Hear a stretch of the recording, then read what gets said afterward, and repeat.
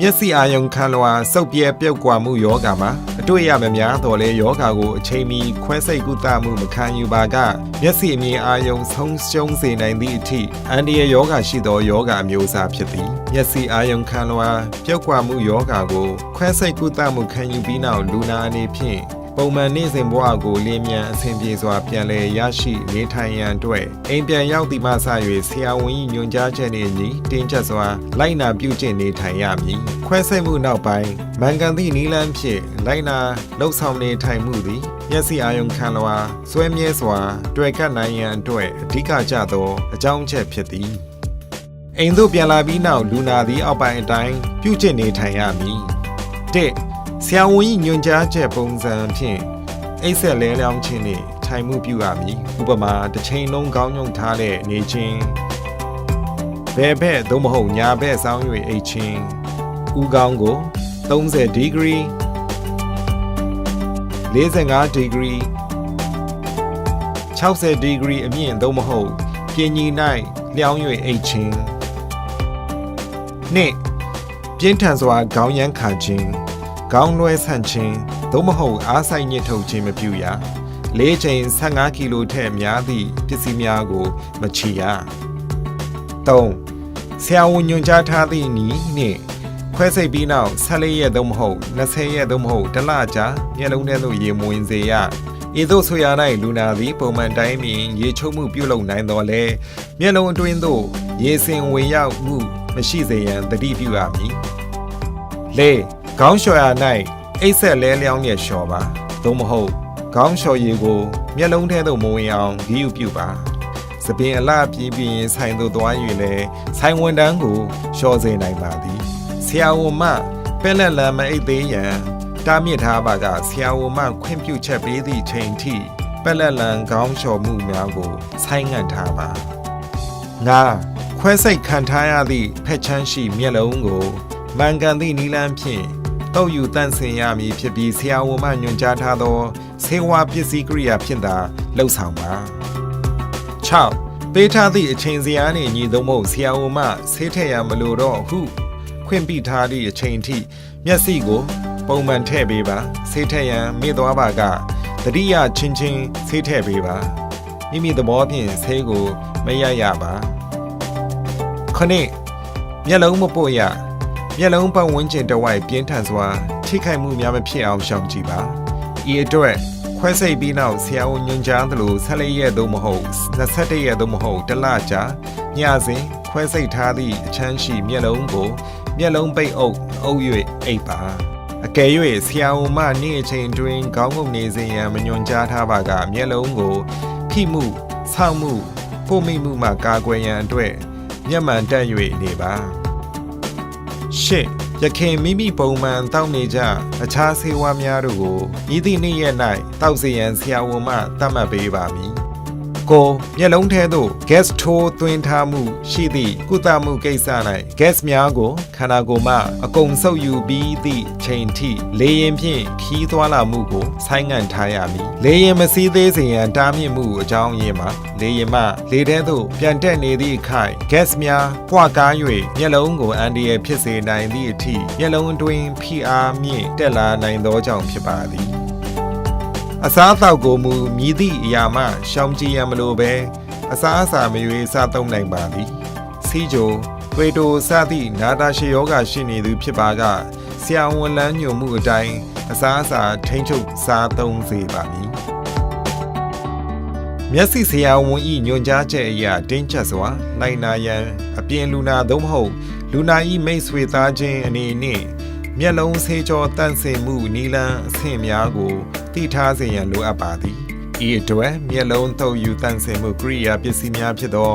မျက်လုံးဆေးကြောစားရည်နှင့်ပို့သက်ထားသောဂွန်းတန်တို့ကိုအဆင့်သင့်ပြင်ဆင်ထားပြီးအောက်ပါနီလန်းအဆင့်များအရဆက်လက်လှုပ်ဆောင်ပါ၁ဆပ်ပြာနှင့်ရေကိုလက်ကိုစင်ကြယ်အောင်ဆေးကြောပြီးနောက်တန့်စင်သည့်အဝတ်ဖြင့်လက်ကိုချအောင်တုပ်ပါ၂မျက်လုံးအုပ်ကိုသေချာဂရုစိုက်၍ဖြုတ်ထုတ်ပါ၃စားရည်ဘူးကိုအဖုံးဖွင့်ရဖုံးကိုစောင်းလျက်သို့မဟုတ်ပက်လက်လျက်ထားပါ ယောဂပိုးကူးစက်မှုမှာကာကွယ်ရန်အတွက်အဖုံးကိုမှောက်လျက်မချထားရစားရည်ဘူးဆိုအတွင်းဖက်ပြင်မျက်နာကိုလက်ဖြင့်တိုက်ရိုက်မထိတွေ့အောင်သတိပြုကင်တွယ်ပါလေပိုးတက်ပြီးတော့ဂွန်းတန်ထုတ်ကိုဖြည့်ထုတ်ပါဂွန်းတန်ကိုတစ်ခုချင်းစီကောက်ယူကင်တွယ်ပါမျက်လုံးကိုတုပ်ယူမိဂွန်းတန်အဖျားပိုင်းကိုလက်ဖြင့်မထိတွေ့အောင်ဂီယူပြုကင်တွယ်ပါဂွန်းတန်အဖျားပိုင်းများကိုလည်းလက်ဖြင့်မထိတွေ့ရန်သတိပြုလှုပ်ဆောင်ပါငါစားရည်ဘူးဆိုထိတ်ကိုဂွန်းတန်ဖြင့်မထိတွေ့အောင်သတိထားလျက်ဂွန်းတန်ပြားနှစ်ဖက်စလုံးကိုဆူရွှဲအောင်စားရည်ကိုလောင်းချဆွပေးပါ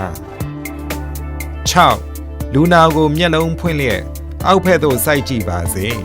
လူနာမျက်နှာနှင့်တပြေးသည်ဖြစ်အောင်ဂွန်းတန်ကိုကင်လျက်အပေါ်မျက်ခွန်မှစ၍တုပ်ပါမျက်လုံးအတွင်းဘက်မှမျက်လုံးအစွန်းဖက်သို့လားရတစ်ဖက်တီးတုပ်ပါအသွားပြန်ရှစ်တိုးနောက်ငယ်မတုပ်ရခုနှစ်ထို့နောက်ဂွန်းတန်ဤတန်းစင်နေသေးသည့်အခြားတစ်ဖျားဖက်ကိုသုံး၍အပေါ်မျက်ခွန်ကိုတုပ်ပေးပြီးနောက်ဂွန်းတန်ကိုစွန့်ပစ်လိုက်ပါဤသို့တုပ်ပေးပြီးတိုင်အောင်လုံးဝမတန့်စင်သေးကြောင်းတွေ့ရှိပါကဂွန်းတန်အသစ်ကိုသုံး၍ထပ်မံတုပ်ယူတန့်စင်ပေးပါရှစ်အပေါ်မျက်ခွန်ကိုတန့်စင်အောင်တုပ်ပြီးနောက်အောက်မျက်ခွန်ကိုဆက်၍တုပ်ပါဤအတွက်လူနာကိုမျက်လုံးဖွင့်လျက်အပေါ်သို့စိုက်ကြည့်ပါစေရခင်အတိုင်းတွင်မျက်လုံးအတွင်းဘက်မှမျက်လုံးအစွန်းသို့တန့်စင်သည့်အထိတုပ်ပေးပါကိုမျက်လုံးအတွင်းဘက်နေရာကိုတုပ်ယူတန့်စင်ရာ၌ဂွန်းတန်ကိုမျက်လုံးအတွင်းဘက်နေရာပေါ်တင်လျက်ဂွန်းတန်ပြားကိုနှာခေါင်းဖဲသို့မွေယူတန့်စင်ပါ10မျက်လုံးကိုအပေါ်သို့စိုက်ကြည့်၍မပြုရန်သို့မဟုတ်ခေါင်းမော့နေမှုမပြုရန်တားမြစ်ထားပါကထိုင်လျက်အနေထားဖြင့်သို့မဟုတ်လဲလျောင်းနေပါကတစ်ဖက်ဖက်သို့စောင်းလျက်အနေထားဖြင့်မျက်လုံးကိုတုပ်ယူတန့်စင်ပါအပေါ်မျက်ခုံကိုတုပ်၍တန့်စင်ရန်အတွက်လူနာကိုမျက်လုံးဖွင့်လျက်အောက်ဖက်သို့စိုက်ကြည့်စေပြီးမှတုပ်ပါ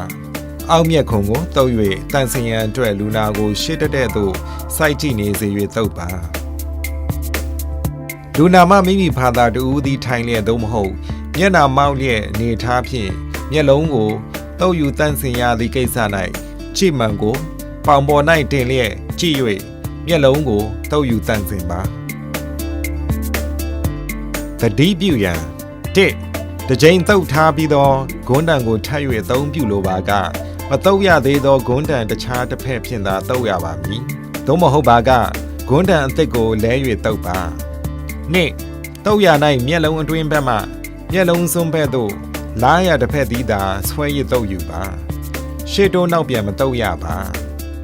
မျက်လုံးကိုမှန်ကန်စွာတုပ်ယူတန့်စင်မှုအပြင်လူနာသည်မှန်ကန်သည့်မျက်လုံးဆေး၍ဆက်ချမှုနှင့်မျက်စင်းခတ်မှုနီလန်းတို့ကိုပါသိထားရပါမည်ဤအတွက်လူနာသည်ပိုးသက်ထားသောဂွန်းတန်မျက်လုံးအဆက်ချဆေးဘူးသို့မဟုတ်မျက်စင်းထက်ဆေးတောင်ကိုပြင်ဆင်လျက်အောက်ပါအတိုင်းလိုက်နာလှုပ်ဆောင်ရပါမည်လက်ကိုတန့်စင်အောင်ဆေးကြော၍တန့်ရှင်းသည့်အဝတ်သို့မဟုတ်လက်တုပ်တစ်ရှူးစက္ကူဖြင့်လက်ကိုချအောင်တုပ်ပါမျက်လုံးဆက်ချဆေးဘူးသို့မဟုတ်မျက်စင်းခဆေးဘူး၏ဘူးဆိုအတွင်းဘက်မျက်နာပင်ကိုလက်ဖြင့်မထိတွေ့အောင်သတိပြုလွှဲဆေးဘူးအဖုံးကိုဖွင့်ယူကာပြင်ပပစ္စည်းနှင့်မထိတွေ့ကာကွယ်ရန်အမြဲပြင်အဖုံးကိုစောင်းလျက်သို့မဟုတ်လျံလျက်ထားပါဆေးဘူးကိုလောက်ခါပေးပြီးမှအဆက်ချရမည့်ဆေးမျိုးဖြစ်ပါကဆေးဘူးကိုတစ်ကြိမ်နှစ်ကြိမ်အထက်အောက်လန်ပြီးမှဖုံးကိုဖွင့်ယူပါဂွန်းတန်၏အခြားတစ်ဖက်ကိုတန့်စင်အောင်ခြံထားနိုင်ရန်ဂွန်းတန်တစ်ချောင်းအားအဖျားတစ်ဖက်မှကင်တွယ်ပါလူနာ၏မျက်နာကိုအပေါ်သို့လန်ထားရပါမည်ဆေးရည်ဆက်ချချိန်၌ဆေးရည်ကိုမျက်တောင်နှင့်မထိတွေ့စေရန်အတွက်လူနာအားမိမိ၏နဖူးကိုမော်ကြည့်သည့်ပုံစံမျိုးဖြင့်မျက်လုံးဖွင့်၍နေပါစေအောက်မျက်ခွန်အတွင်းဘက်အနီးနေရာကိုမြင်ရသည့်အထိအောက်မျက်ခွန်ကိုမတန်သည့်လက်ခလဲသို့မဟုတ်ဂွန်းတံဖြင့်ဖိချမှုမပြုဘဲမျက်ခွန်ဖြဲချနိုင်ရန်ထိလျက်မျက်ခွန်ကိုအောက်သို့ဖြဲချပါထို့နောက်တန်သည့်လက်ဖြင့်မျက်စိအဆက်ချဆေးဘူးကိုမျက်လုံးမှ1 စင်တီမီတာခန့်ခွာ၍ကိုင်လျက်အောက်မျက်ခွန်အတွင်းဘက်အနီးနေရာစီသို့ဆေးရည်အဆက်ချအောင်လက်ဖြင့်ဆေးဘူးကိုညင်သာစွာဖြည့်ညစ်ပေးပါ ခုနှစ်ဆရာဝန်မလူနာအားခေါင်းငုံထားရန်နှင့်ဘေးဆောင်မအိပ်ရန်သို့မဟုတ်ခေါင်းမမော့ရန်မျက်လုံးကိုအပေါ်သို့မလန်ကြည့်ရန်ညွှန်ကြားထားသည့်ကိစ္စ၌မျက်လုံးဆေးထည့်မှုကိုပိုးသက်ထားသောစက္ကူသုံး၍လှုပ်ဆောင်နိုင်ပါသည်ဤအတွက်မျက်လုံးထဲသို့တိုက်ရိုက်ဆေးရည်အဆက်ချဆေးထည့်မှုအစားမျက်လုံးထဲအဆက်ချဆေးရည်ကိုမျက်လုံးဆေးထည့်စက္ကူအဖျားပေါ်သို့အဆက်ချ၍ဆေးရည်ဆွတ်ထားသည့်စက္ကူအားလူနာ၏အောက်မျက်ခုံပေါ်သို့ထိကပ်ဆေးထည့်ပေးနိုင်ပါသည်ရှစ်30စက္ကန့်မှ10မိနစ်အထိမျက်စိကိုညင်သာစွာပိတ်ထားပြီးနောက်မျက်လုံးကိုပုံမှန်အတိုင်းဖွင့်ပါ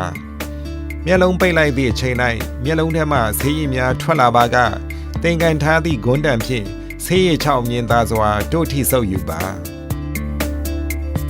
မျက်စိခတ်ဆေးအသုံးပြုခြင်းကိုအများအဖြစ်အိယာမွင်းကင်းပြုလုပ်လေ့ရှိပြီးအခြားဆေးများအဆက်ချထားပြီးပြည်စည်းပြီးနောက်ဆုံးအဆင့်မှသာလှုပ်ဆောင်ရပါမည်ဤအတွက်အောက်ပါအတိုင်းလိုက်နာလှုပ်ဆောင်ရပါမည်၁မျက်စိခတ်ခြင်းမျက်တောင်နှင့်ဆေးမထိစေရန်လူနာ၏မျက်နာကိုအပေါ်သို့လန်ထားစေလျက်မိမိနဖူးကိုကြည့်သည့်ပုံစံမျက်စိဖွင့်ထားပါ၂အောက်မျက်ခုံအတွင်းဘက်နေနေရာကိုမြင်ရသည့်အထိအောက်မျက်ခုံကိုမတန်သည့်လက်ဤလက်ခလဲဖြင့်သို့မဟုတ်ဂွန်းတံဖြင့်ဖိချမှုမပြုဘဲမျက်ခုံဖြဲချနိုင်ယုံထိလျက်မျက်ခုံကိုညင်သာစွာအောက်သို့ဖြဲချပါ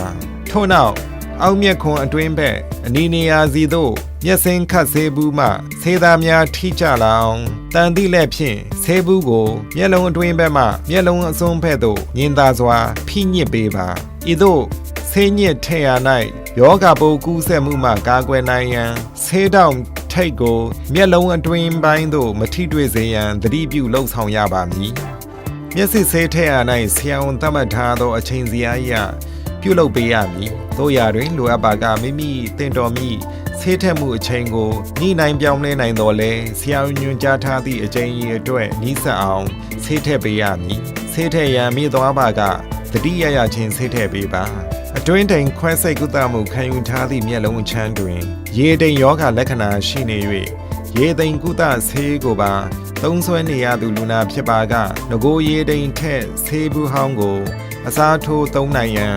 ရေတိမ်ထက်ဆေးဘူးအသစ်ဖြင့်လဲပေးပါမည်ဤသို့ဆေးဘူးအသစ်လဲပေးရခြင်းအကြောင်းမှာအတန်းကြဘူးဖွင့်သုံးပြီးသောဆေးဘူးသည်တိတ်မတန့်ရှင်းသောသဖြင့်ခွဲစိတ်ကုသမှုပြုထားသောမျက်လုံးနှင့်ဆက်လက်၍သုံးစွဲရန်မသင့်တော်သောကြောင့်ဖြစ်ပါသည်ဤသို့အားဖြင့်ဆေးဘူးဟောင်းမှရလာနိုင်သည့်ယောဂကူးစက်မှုကိုကာကွယ်နိုင်ပါသည်ထို့အပြင်မျက်လုံးအဆက်ချဆေးနှင့်မျက်စိခတ်ဆေးနှင့်ပတ်သက်၍သိမှတ်ထားရန်လိုပါသေးသည်မျက်လုံးအဆက်ချဆေးအမျိုးများစွာကိုသုံးစွဲရပါကတစ်မျိုးနှင့်တစ်မျိုးကြား9မိနစ်မှ10မိနစ်ခန့်ခြား၍ထည့်ပေးပါအကယ်၍မျက်စိခတ်ဆေးပါသုံးစွဲရပါကမျက်စိခတ်ဆေးကိုသုံးပြီးနောက်ခဏတာမျက်လုံးမွဲပြနေနိုင်သဖြင့်မျက်စိအဆက်ချဆေးကိုဥစွာသုံးပြီးမှသာမျက်စိခတ်ဆေးကိုနောက်ဆုံးအဆင့်ထားသုံးစွဲပါမျက်လုံးဆေးထည့်မှုအားလုံးအပြီးစီးနောက်လူနာသည်မျက်လုံးအပိတ်အုပ်ကိုအုပ်ကမျက်လုံးကိုရောင်၍ပို့မိမှုအထူးသဖြင့်အိပ်ပျော်နေချိန်၌ပို့မိမှုမှကာကွယ်ရပါမည်ဒီအတွက်မှန်ကန်သည့်မျက်လုံးအုပ်နည်းကိုအောက်ပါအတိုင်းနီလန်းအဆင့်များအရလိုက်နာလှုပ်ဆောင်နိုင်ပါသည်၁မျက်လုံးပိတ်အုပ်ကိုနေ့စဉ်ဆက်ပြနှင့်ရေဖြင့်တန်းစင်ဆေးကြော၍ချောက်အောင်တုပ်ပါအရက်ပြန်၌တုပ်ပေးရန်မလိုအပ်ပါမျက်လုံးပိတ်အုပ်ကိုပြုတ်ခြင်းပေါင်းခြင်းရေပူ၌စိမ့်ခြင်းအပြုလုပ်ရပါ၂9လက်မမှ6လက်မခန့်သို့မဟုတ်ဓမိုက်ခန့်အရှိပလာစတာ3ခုကိုဖြတ်ယူ၍အစ3ခုစလုံးတစ်ဖက်ဖက်ကိုခောက်လျက်ခဏချထားပါ၃ခွဲစိတ်ခံထားသောမျက်လုံးဖက်ချမ်းကိုမျက်လုံးအပိတ်အုပ်ဖြင့်တစောင်းဆွေလျက်အုပ်ပေးပါပိတ်အုပ်၏ခုံးဖက်ချမ်းကိုမျက်လုံးစွန်းဘက်သို့မဟုတ်လက်ထင်ဖက်၌အပိတ်အုပ်၏အဖြောင်ဖက်ချမ်းကိုနာဒံဖက်၌ထား၍အုပ်ပေးပါ၄နာဒံတစ်ဖက်ချမ်းစီပိတ်အုပ်အတွင်းဖက်နာစွန်း၌ပထမပလာစတာကိုကောက်အုပ်ပေးပါဒုတိယပလာစတာကိုပိတ်အုပ်၏အပြင်ဖက်နာစွန်း၌တစောင်းဆွေလျက်ကောက်အုပ်ပေးပါတတိယပလာစတာကိုအပြင်ဘက်စွန်း၌မြဲမြံစွာထ အုပ်ပင်ချင်းဖြင့်ပိတ်အုပ်သည်မျက်နာနှင့်ချက်ချက်ရက်ရက်ကတ်နေအောင်ပြုလုပ်ပေးပါသို့မှသာလူနာအိပ်ပျော်နေချိန်တွင်လက်ဖြင့်မတော်တဆထိုးသိမ်း၍မျက်လုံးထိမှုကိုရှောင်ရှားနိုင်ပါသည်ငါမျက်လုံးဆရာဝန်မှမျက်စိအုပ်အဝတ်ကိုပါသုံးဆွဲစေရန်လမ်းညွှန်ထားပါကလူနာ၏မျက်လုံးကိုမိတ်ထားပြီးမှအဝတ်ကိုမျက်စိပေါ်သို့အုပ်တင်ပါအရှည်လေးလက်မှအရွယ်ပလာစတာနှစကိုဖြတ်၍မျက်လုံးအုပ်အဝတ်ပေါ်သို့ကတ်ချပါထို့နောက်မှမျက်လုံးအပိတ်အုပ်ကိုထပ်၍အုပ်ချပါနှိဖက်၌မျက်လုံးအုပ်ထားရန်လူနာမမလိုလားပါကနေကမျက်မှန်သို့မဟုတ်လေကမျက်မှန်ကိုအစားထိုးတက်လျက်မျက်လုံးကိုဖို့ထိမှုမှကာကွယ်ပေးနိုင်ပါသည်ကုသမှုပြီးနောက်အိမ်သို့ပြန်လာနေချိန်တွင်လူနာသည်စာဖတ်ခြင်းရုပ်မြင်သံကြားကြည့်ခြင်းမပြင်းထန်သည့်ပေါ့ပအားကစားပြုလုပ်ခြင်းစသည့်နေ့စဉ်ဘဝနေထိုင်ပြုကျင့်မှုများကိုပြုလုပ်နိုင်ပါသည်များစွာအားဆိုင်ညှစ်ထုတ်မှုပြုရမည့်အားကစားပုံစံများကိုမပြုလုပ်ရပြင်းထန်စွာချောင်းဆိုးခြင်းနာချေထုတ်မှုကိုရှောင်ကြဉ်ရမည်အလိုအမြင်ချောင်းဆိုးသည့်လက္ခဏာရှိပါကဆရာဝန်နှင့်တွေ့ဆုံ၍ချောင်းဆိုးပြောက်ဆေးကိုရယူတောက်သုံးပါနာချေခြင်းပါကမအောင်နိုင်မဲပါဇက်ဖွင့်၍နာချင်ခြင်းဖြင့်နာချင်မှုလေဖိအားကိုအပြင်သို့ထွက်လာအောင်လမ်းလွဲပါထို့အပြင်လောလောလတ်လတ်ခွဲစိတ်ခံထားသည့်မျက်လုံးအပေါ်ထိခိုက်သက်ရောက်မှုဖြစ်စေနိုင်သည့်အလေးစွန်ရာ၌မစင်းကိုအလွန်အမင်းညှစ်ထုတ်မှုမှရှောင်ကြဉ်ပါခွဲစိတ်မှုနောက်ပိုင်းဆရာဝန်ညွှန်ကြားချက်နှင့်ညီပြုကျင့်လိုက်နာခြင်းနှင့်ချင်းဆိုထားချက်အရဆရာဝန်နှင့်ပုံမှန်သွားရောက်တွေ့ဆုံပြသခြင်းခွဲစိတ်ပြီးနောက်မှန်ကန်သည့်လိုက်နာပြုကျင့်နေထိုင်မှုနည်းလမ်းကိုသိနာလည်အောင်လှုပ်ထားခြင်းဖြင့်နေ့စဉ်ပုံမှန်ဘဝကိုအင်မြန်စွာပြန်လည်ရရှိစေပါမည်ရထနေမျက်စိဆေးရုံမှစိတ်ရင်းစေတနာများဖြင့်တင့်ကိုအမြဲဝန်ဆောင်ပေးနေပါသည်